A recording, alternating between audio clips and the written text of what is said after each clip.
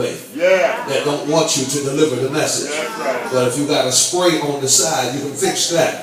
Sometimes people try to hold you up in traffic so you don't get the mail delivered on time, but you still got to push to try to get that. Sometimes the problem is we can always tell when our main person is on vacation because they get somebody to fill in after they finish their route. And we go into the box saying, what happened to the mail? Then we see a new person coming and we go, what happened to the person who always comes? And they go, well, they're on vacation. And you almost want to say to the person, well, why couldn't you get me my mail at the same time?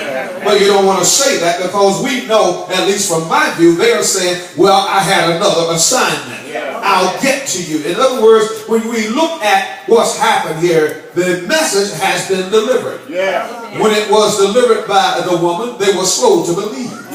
When it was delivered by the two on the road to Damascus, on the road to Emmaus, and they brought it back, they were slow to believe. And so the Lord appeared through the walls and walked up, and he rebuked them for their slowness of heart to believe.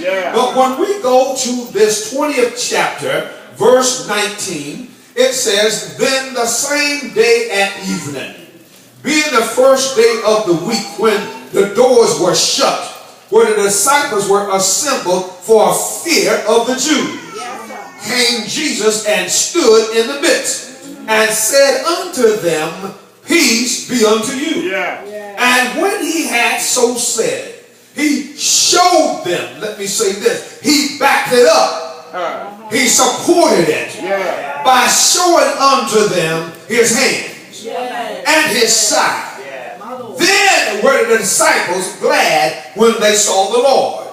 When they saw him the first time, they feared. So he said, peace. But seems like when he spoke peace, it still didn't calm them down. So what he had to do was show them his nail-scarred hand. He had to show them his piercing in the side. Now you say to me, why did he have to do that?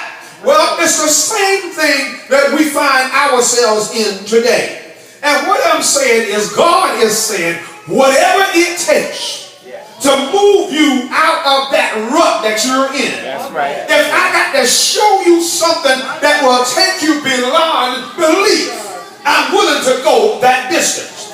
Now, he showed them his hands, but they weren't there when they were pierced. He showed them his side, but they were not there when he did it. So what are you doing? They are going by what they heard. They heard they nailed him to the cross.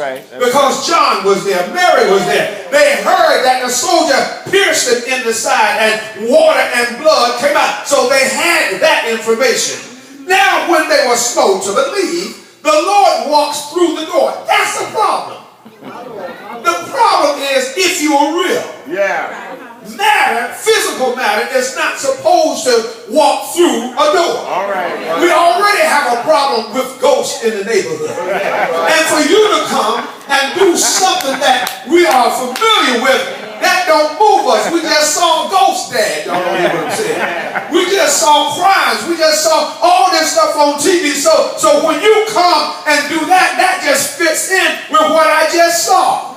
But he went a step further and showed them his hand.